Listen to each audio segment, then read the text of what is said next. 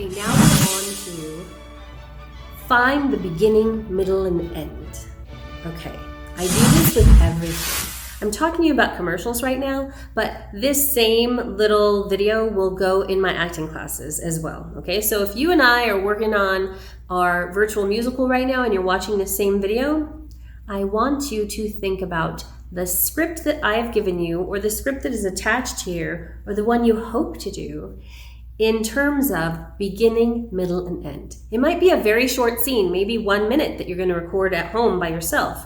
Or if you're auditioning, maybe this is a commercial script and it's also very short.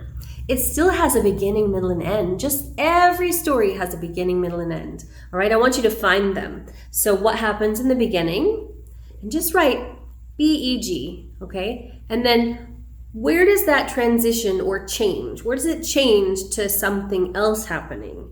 Keys are maybe you change the subject, maybe someone enters or exits in the scene. All right, so if I start this out and our scene is I'm recording in the studio and, oh, a student just entered the door. That's my middle. I'm gonna put a line, okay?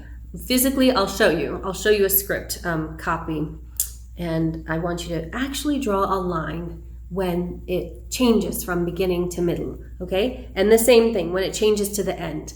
And there's usually a bigger reason at the end, right? It's got to lead somewhere. It's the most important reason why you're doing this scene, okay? Where is it leading? What happens at the end? What's the big thing, the big payoff? In the example I gave earlier about a commercial where I'm trying to talk my mom into buying me chocolate, at the end, do I get it? Right? At the end, maybe that's where I'm the sweetest because I really want her to do what I'm asking, all right? So take a few minutes, and I want you to find the beginning, middle, and end of your script. And then we'll continue.